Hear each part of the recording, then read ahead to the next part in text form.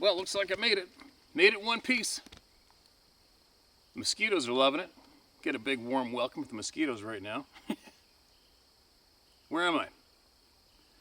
Well, I am somewhere. Well, there's a town, Pennington. That's not too far away. Far away, but not too far away. That's, I guess that was kind of close enough. Alabama. And I just got caught up with two friends, two young fellas I met last year, and they, I think they work at a mill not too far from here. And to give you guys an idea just how common this truth is. The one fella, I already spoke to him last spring, and he offered up what he experienced in Louisiana when he was younger, hunting by himself. Scared the shit out of him. Saw him in the woods, in the swamp, paralleled him, followed him, and then and he just showed up to the hunting place I'm at. Well, it's a home too. It's a home. There's a few people that stay there for work. It's a hunting camp. It's a great place. A friend of mine's. And then the other young fellow that was there, who I met last year, well before, let's just call them, I won't share their names. We'll call them Bob and Doug. So Doug told me about his experience in Louisiana growing up last spring. Then Doug, who I met last year as well, it was just him and I at the main hunting lodge about half an hour ago. And we started talking about this subject. And it took him a while, and then finally he goes, well, you know, he goes, there's some stuff out there that kind of worries me. I go, really? He goes, yeah, like, I don't go hunting by myself. I go, what? How come? He said, well, one time, he goes, I can't remember if it was here at my parents' place, but I could hear something beating on the trees, like wood knocking. Like, of course he did. All right? Oh, wow, there's a shed snake skin right beside me. Hold on a second. Ran. Thought it was a snake. Wow. It's full. Even the head. Look at this. Check this out. Even his eyeballs and his mouth are on this. How crazy is that? Crazy for me. I've never seen something like that. Rattlesnake, right? Because the rattles aren't there? Look at this. How crazy is that?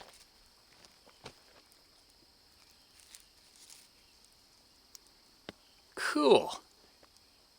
Look at that. You can see where his eyeballs were. Isn't that amazing?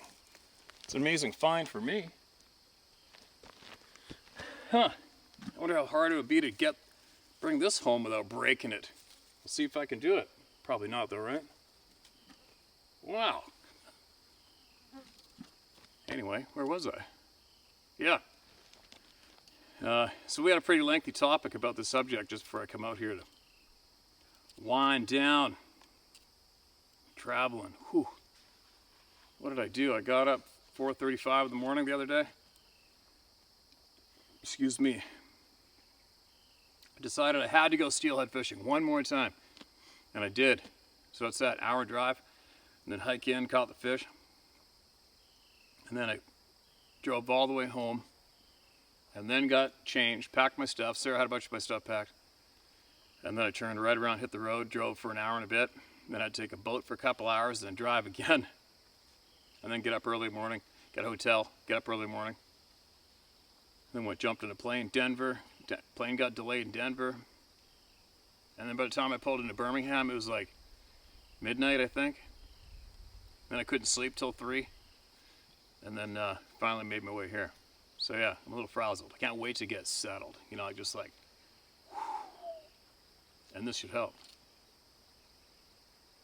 So, another thing, we had some kind people email me before, want to invite me over to the place and have a conversation, show me their back 40 where they got some weird shits going on. So I did a search on their name, his email, and there's a few emails from them, and a couple have not opened up, and I'll start with those. All right, I'm going to share their emails. I think I got it here.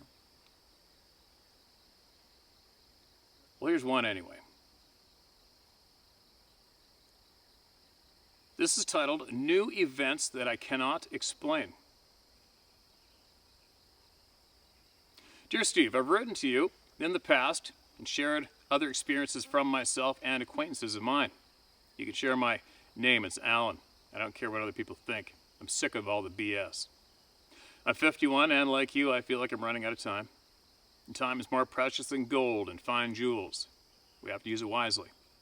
And wasting it on BS is not using it wisely.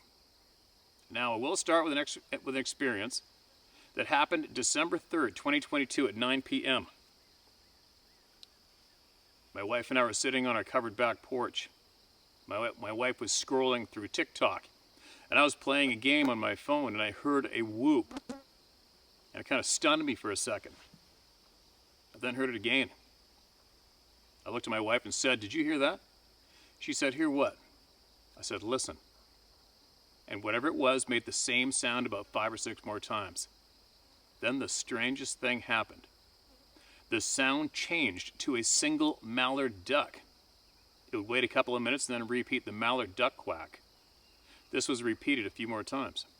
My wife's eyes got big and she said, "What is that?" And I told her that maybe it's the big fella letting us know that he's around. My wife said, "Lord, I hope not."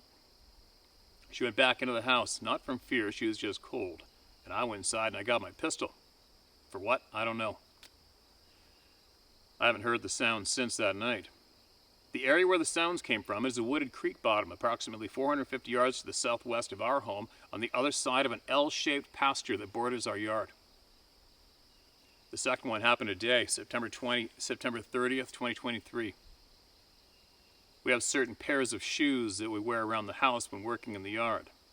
And our neighbor's dog is a collector of everything, especially our shoes if we forget that we left them on our back porch.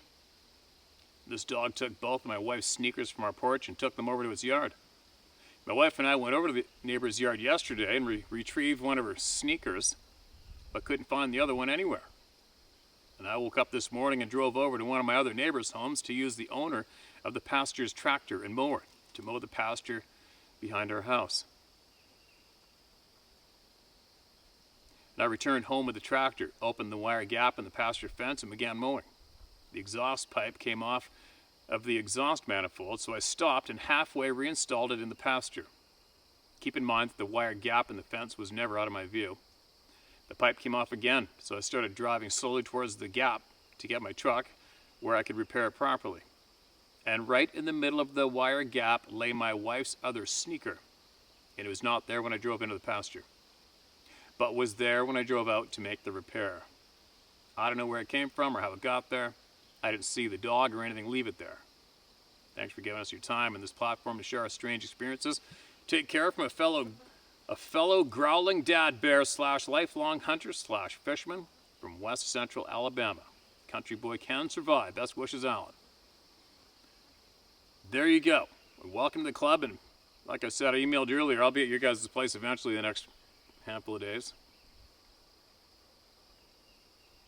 And here's another one from the same man. I think this is the first one emailed in. Titled, Formerly Uninformed Non-Believer. Hey Steve, I've never seen or heard anything resembling the actions of the forest people. I've had a couple of experiences where I had an uneasy feeling that I was being watched while hunting that ended with me walking the last 100 yards to my truck backwards with my .44 Magnum in hand. I'm about to turn 50, and I was one of the ones that thought anyone who believes in Bigfoot is not the sharpest tool in the shed, until a friend 20 years my junior had one cross the road in front of him one night. He was traveling in eastern Alabama. We live in west central Alabama. Sorry, I just keep looking at this dark shape up the tracks on this end behind the camera. A little bit of a breeze coming through. Hold on, it's probably going to blow the mic.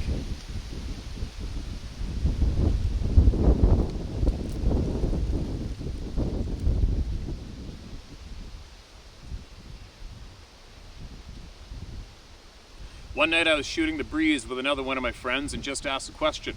What do you think about Bigfoot? And his reply was, do you want to know what I think, or do you want to know what I think? He said, I saw one while hunting in Dallas County, Alabama when I was 20 years old. He's now 61. I was sitting in my tree stand overlooking a pipeline when I saw a Bigfoot walk into the pipeline about 60 yards from me. It looked right at me and never stopped as it crossed the pipeline. I know that my two friends are not lying to me because I could see and hear the anxiety building in both of them as they told me their experiences. The lesson I learned is, never belittle a person's experience because you haven't had one like they have. These experiences are truly life-changing for the person. I love your channel and anticipate every new video from you. I'd be foolish to say that I don't believe in the forest people. I would be foolish to say that I don't believe in the forest people now, even though I haven't seen one. To disbelieve would be to call my friends liars, which I know they're not. Keep fighting, Steve. This world's having what we refer to in the South as a reckoning. Best regards, Alan from the rest. Alan from West Central Alabama. There you go. You know, it's funny.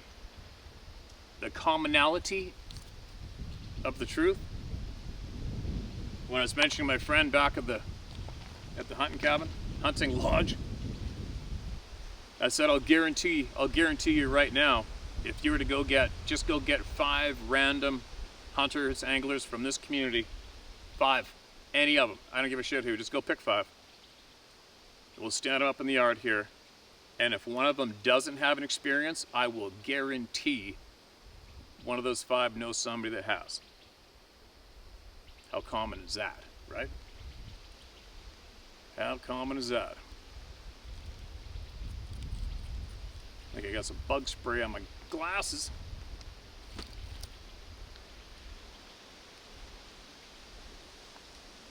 Can't believe I found that snake skin.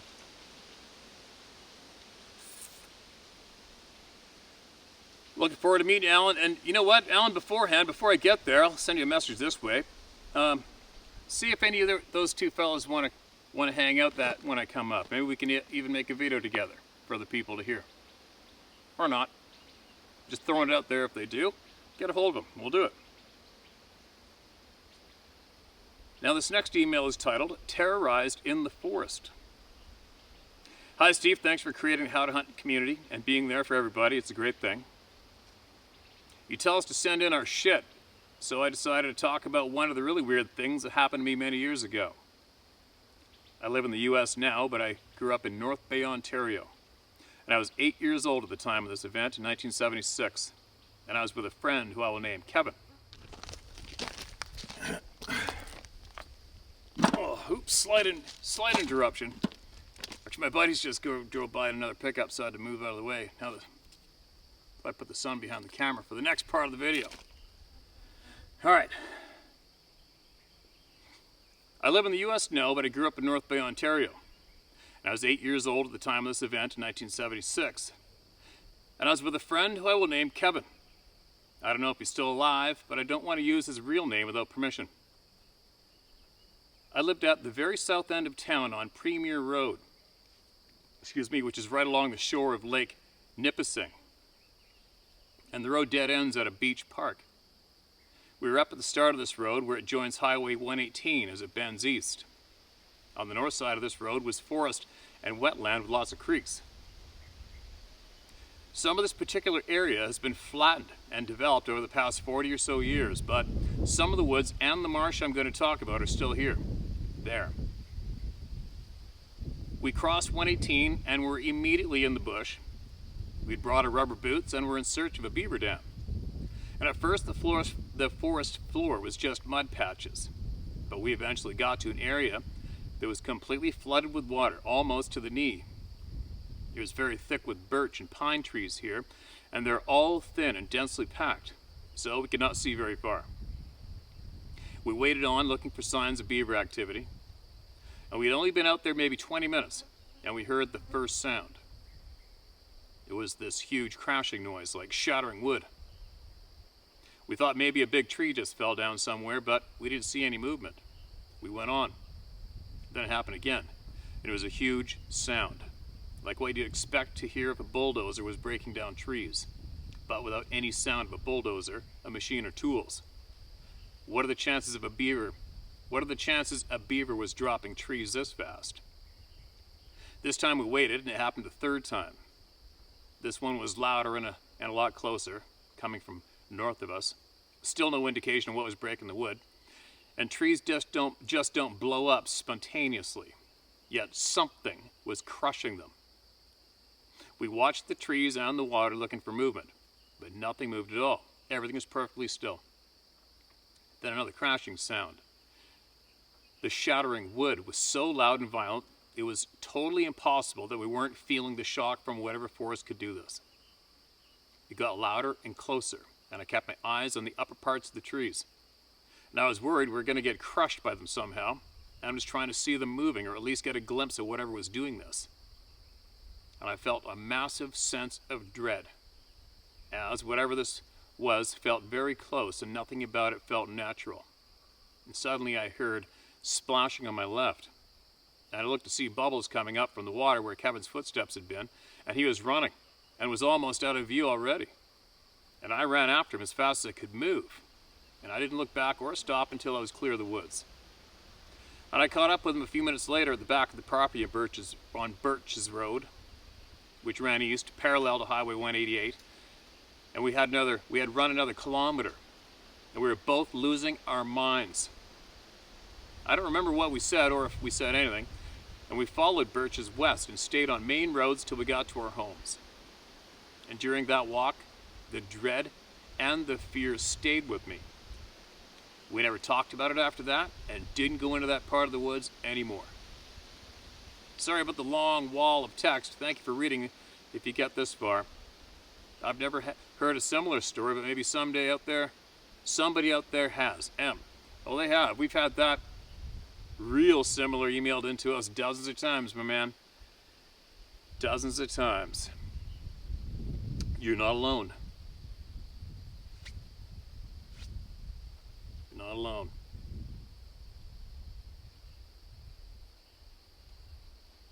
What's this one? Steve, when you come to Bama, I need to meet with you and share some real stuff. I'm with you, been listening each day for years, growing up in Alabama, Mississippi, and Florida, and I've seen, heard, and know things. Not wanting to be famous, but need to share some real stuff with you. I will call, visit, and discuss with you on this topic and other related. I've been doing nonprofit work since '75 here, there, and in countries helping women and children while I did my finance work with famous folk, including that big, rich, global family that starts with Roth, among others. Their pieces in Alabama that friends have been investigating for years and elsewhere. End of email. All right. Read, harmless to be shared here, I'd imagine. I'll get a hold of you. I'll get a hold of you. I better mark this as look into, right? As long as those mosquitoes don't suck the life out of me and kill me right here, I'll get a hold of you.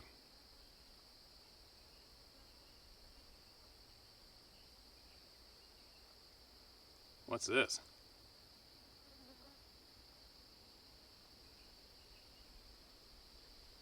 Mark this as red. Holy shit, the mosquitoes are thick. This is titled The Ones Who Hunt Us.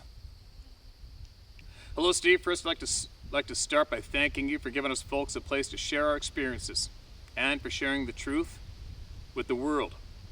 People need to know what is out there. I am 27 years old. I currently reside in northern Colorado. I'm an avid hunter, fisherman, and outdoorsman. Due to my experiences, I have my head on a damn swivel and I'm always watching my back. I grew up spending as much time as physically possible in the outdoors and woods, and Father taught me how to look out for myself in the woods and the outdoors. My mother raised me to be very in tune with my surroundings and sixth senses. All my life I've been surrounded by experiences with the unknown, ranging from angels, fairies, ghosts, vortexes, alien phenomena, the hairy beings, and the ones that can cloak. I have many stories and experiences I can tell you about, but there's one that everybody needs to hear. This is the day I was hunted by something invisible. It was May 2014. I was down in southwest Colorado, just a few miles from the border of Utah. I was house watching for some family that was on a through hike, backpack trip on the Pacific Crest Trail. It was just my grandmother, myself, and my aunt and uncle's Great Pyrenees dog named Egoy watching the house, and some background information. My aunt and uncle's house is the furthest county road in this stretch, and from the county road you have to take a dirt road for just over a mile to get to their place. Their dog, Egoy, was raised by herding dogs, and now he herds the house and those who are there. Egoy is an amazing, intelligent dog and knows how to open the doors to the house to let himself inside and outside the house and throughout the house. Their property backs the edge of a massive canyon that leads to Utah. This is very powerful land from the natives who lived here long ago and used this corridor for their travel. My family and I have seen many native elder spirits on the property and inside the house. You can always feel the warmth and their energy when they're around. And they were hanging around the property quite a bit on this trip. Back to the story. One day I decided to go for a morning/afternoon hike, and I was going to head down south to the old pond and see if there was water this year. The pond is just over a 3-mile hike there. So I gathered up with my knife, my throwing axe, and that has a pry bar end and a water bottle. My side mission was looking for cactus to transplant for the house. About 15 minutes into my hike, I got an awful feeling like I was being watched and followed. I could feel and sense the energy behind me, and it was something I'd never felt. Definitely not a good feeling. At first I tried to play it off as it might be a mountain lion since there are many in the area, so I constantly kept my head on a swivel and was watching my six as I was hiking and throwing my axe. The feeling started to grow as I kept hiking, so I decided to move up and out of the canyon to the east up to the sage flat that would take me south on an old overgrown 2-track. And as I made my way to the sage flat, I felt as if I had eyes on me from 3 directions. From behind me, from the back and to the left, and from the back and to the right. And they were trying to surround me. Oh, these bugs. As I made my way to the sage flat, lost my spot. As soon as I hit the sage flat, something told me to run and go as fast as I can to get across, because if anything tried to follow, I'd have full eyes on it in this open country. So I started running and jumping over every sage I could, going as fast as I could. And as I made it to where the sage ended, which was roughly 100 or so yards from the canyon drop-off, I stopped and turned to confront what was following me, but I couldn't see anything. But I could still feel the eyes and presence from the tree line on the canyon edge. I didn't see anything and I didn't hear anything, and the presence started to fade off just a little bit, so I tried to convince myself and tried to convince my head that what I was feeling was just a mountain lion protecting its kill in that drainage of the canyon. But if it was a cat, that thing would have followed when I started running. Just trying to process everything in my head, I told myself, I'm going to keep hiking because whatever it is, it stopped. So I continued on south towards the old pond. Down the 2-track a ways, there was an old run-down 1-bedroom house that my aunt and uncle lived in while they built their house they currently reside in. And as I approached the house, I started to get the feeling I was being watched again, but I was determined to get to the pond, and I didn't want to trespass through the bean fields, so I steered hard, right, back to the canyon. I headed west back down a finger into the canyon, and once I hit the canyon floor and found my route to the south, I immediately had hair raising on all sides of my body, and I could feel the energy again. And once I hit the trail I was looking for, it felt like I was being watched with eyes burning into me from all around me. And that they were getting close, real close. I had the true feeling that I was being hunted and that I was prey, but I couldn't hear or see anything. And every time I looked back on it, nothing at all was making any noise. It was just the noise of my feet walking on the crunchy, dry ground. No bugs, no birds, no squirrels, no nothing. I'm not sure how, but it's like my higher self, my spirit guides, and my guardians were flowing through me. I felt a buzz take over me as I was walking, and a voice entered my head. The voice said, "Stop walking, turn right, and throw your axe." I listened. As all the voice hit me and filled my head, as I was walking, I stopped, planted my feet, turned right, and threw my axe at this tree with all my might. And where I aimed was in the V of a tree, 17 or so feet off the ground.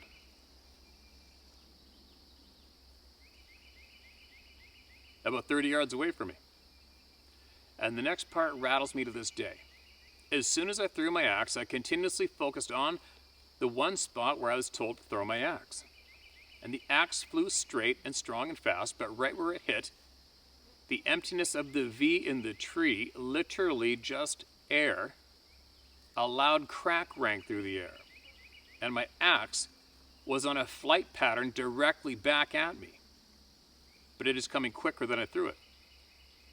And this is where time slowed down immensely, and I instantly knew the situation was not from here. When the axe started to come back at me and my mind slowed down, I realized this thing/being somehow hit my axe without it being present in our world visibly, and my axe was coming directly straight for my head. And like I said earlier, I had that buzz and energy take over me prior to my spirit guides and guardians, and something stepped me to the left. I was standing with both feet square, looking directly at the tree. I slid my left foot out further and dropped my right foot to match my left and turned my whole body parallel, with the tree. I raised out my hand and grabbed my axe. And when I grabbed my axe from the air, the pry bar was sticking directly into the middle of my hand, and I had a small puncture. But all I thought was it wasn't the axe head, so I'm good. And immediately my mind returned directly back to the tree. And I could hear my spirit guides talking to the other being through me. My spirit guide/elders told the other being, quote, "Yes, you may not show yourself, but we know you are here and we're not afraid. You may hide, but we do not." Not only did I throw my axe at the alpha, I let him know that I knew where he was and that I/we wasn't and are not about to play his game. And all I could do was look at the axe in my hand and then back at the tree. And then from the tree to the axe handle in my hand and so forth. The crown of my head was buzzing and vibrating so immensely, and the voice turned back to me in my head and said, "It's time for us to go." So with a head on a swivel and my instincts on 100, I took the same way I got into this corner of the canyon out.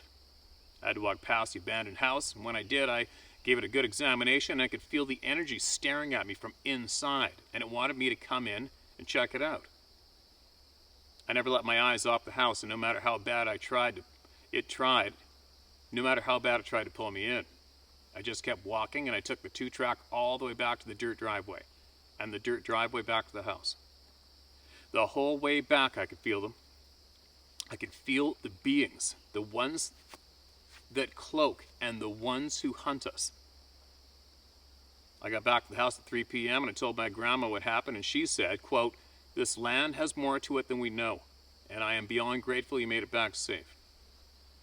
She also talked to me about the native spirits who are protecting this land, and she told me that it was them who were looking out for me, and then thanked and gave the elders a prayer. I did the same. But that's not the end of it. The beings came back to the house that night. My grandma and I stayed up till about 11:20 talking that night, and she was telling me stories of elders who visit the property, and we could feel the elders in the house with us. And after we locked up the house, we split ways to our bedrooms, and she took Egoy to her bedroom and shut and locked her doors so that Egoy could not get out. And I went to the guest room and adjusted my room to go to sleep. And what I mean by that is I have sliding glass windows in the guest room. They're double pane windows, and you can either open the top or the bottom. And during the day, I kept the bottom open with the top closed and locked. And at night, I locked the bottom and I opened the top. My bedroom backs up to the canyon, and there's a 10-foot stone patio the length of the house with a roof to cover it. And outside my windows are strongly built wooden rock. Outside my windows Wind, hold on.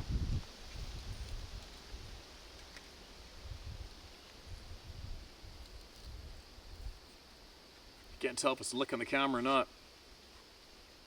Outside my windows are strongly built wooden rocking chairs. My mind was still reeling after what had happened that day, and I couldn't sleep yet, so I was just lying in bed. And this part still F's me up to this day. After about 20 minutes of lying in bed, I heard heavy bipedal footsteps walking up the porch, and there was multiple beings, and they were communicating with each other. Once the main head honcho of the group got to the porch, he let out a heavy blow/infrasound, which still I can hear perfectly in my head. It gives me the chills. And when he blew, it locked up my whole body from my shoulders to my feet. I still had control of my head and mind, but I couldn't move anything else. This being walked directly up to the window and put its weight on the wooden chairs, making them sound like they were about to explode. I could hear the other beings still out in the dirt, pacing and still talking to each other. The main being was fixed on me through the window. He kept making these gnarly snarls and noises directed to me. Meanwhile, the dog Igor heard them walk up and was going nuts, barking as loud as he could in the most defensive tone he could. He was going from door to door to door, smacking at every handle, trying to get these beings and defend me. Trying to get to these beings and defend me. And while this dog is at my window, I'm telling myself all I have to do is get up and turn on the light. I can't move. I physically cannot move my body. All I can keep thinking is, why can't I move my body?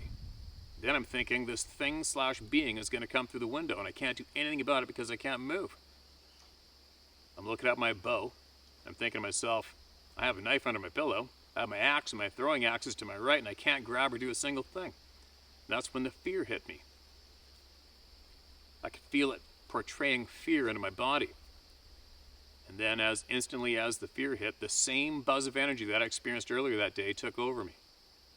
And my spirit guides and the elder spirits came in strong, and that fear was wiped. I felt the buzz take back over, but I still couldn't move, and the being outside the window got pissed. He started snarling in the most insane ways and talking in such a crazy language. The other beings behind him were getting angry and communicating heavily as well. And meanwhile, the dog is still going nuts in the background. And I'm just trying to move my body so I can attempt to stand up and turn the light on so I can see what the F is outside. And after what seemed like forever, the main being leaned off of the chairs, made a couple more really weird sounds, took a couple steps back into the dirt, did another heavy blow/infrasound as they all walked off. I was locked in my bed for another 10 minutes until I was finally released and I could move, stand up, close the windows, and turn on the light. I didn't dare go outside, but I went to talk to my grandma about what she heard, and she said, I could only hear the dog, but I could feel the energy. The next morning I went outside armed with everything I had, including the dog, and I couldn't find a single track from where they walked up and where they left, and from where they left. I tried to make the wooden chairs creak and whine like they did, and I couldn't get a peep out of the wood. And to this day, I think of that experience before I go to bed. I think of it before I step out at night. And I think of it while I'm in the woods hunting or fishing. I've not had an experience of fear. I have not had an experience of fear that could rattle me as much as that did, and nothing will ever compare.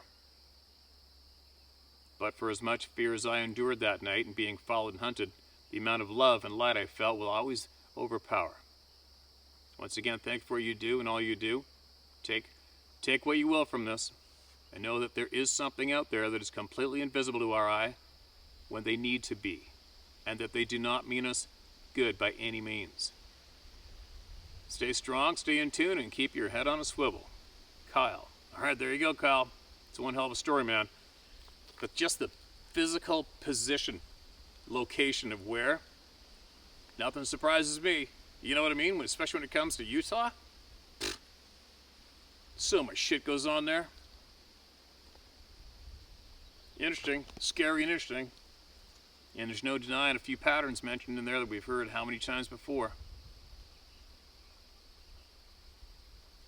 What's going on, right? What's going on, and why are we not being informed of the truth? It's funny, that was a conversation I just had for almost an hour before I got here today with my buddy. I was trying to explain to him how I don't give a shit about these things. I don't need a picture. I don't need video. I don't care.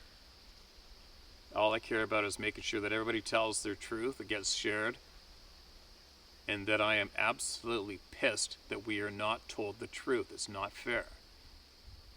As I just said to my buddy before I sat down here, I said it makes me absolutely grind my teeth that make up a name, Bobby Jones down the road with his family, doesn't get to have the honest information of what went on about a quarter mile away from his backyard, even though he's got 4 kids.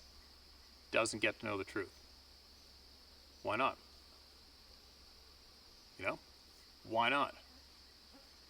Why not? Well, he does now. You know what I mean? Like everybody, that's one thing we're doing here. We're getting that truth out. We're getting that truth out every single day, right? Every single day we're getting that truth out. Anyway, it's funny, the train tracks, I know you can see that way, and I'm seeing this way. But without binoculars, I can look way down there, and I can't tell if that's a turkey that crossed or a crow playing down there. You know what I mean? You just start catching shit way down there with your eye. Too far without binoculars. Would that be amazing if later on, once I get back and then post this up, and you guys watch it, if something went across the tracks behind me, I guess I won't know until then, right? Anyway, here I am. Where am I? South Central? West Central? Alabama, I guess? I love it here. I love it here. I love my friends here. Love it. Time goes, this is when I get down here is when I need time to slow down. You know what I mean? All right, I'm here. Time, please slow down. Please, time, slow down. I don't know if we're going to go turkey out in the morning or not. Man, there's a big ass bug buzzing me. I don't even know what it is. Big black one. If we were at home, I'd think it was a horsefly. Anyway, this next handful of days should be quite interesting, and I'm going to share as much of it with you guys as I can. So, welcome aboard the ride. I'll be back tomorrow.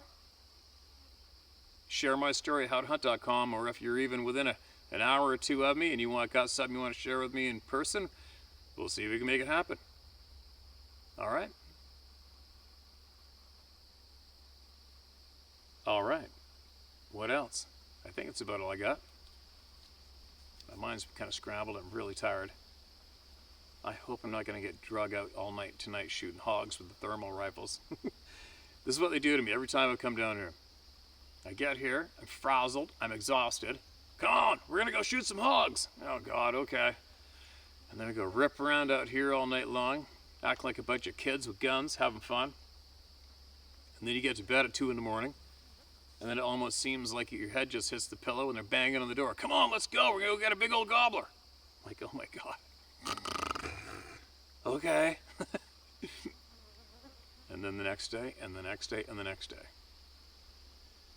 I guess there's worse things to be complaining about, though, isn't there? Anyway, I'll be back tomorrow. I appreciate everybody's truth. It's such a generous thing to share truth here with all of us. We'll see what comes. I'll be back tomorrow.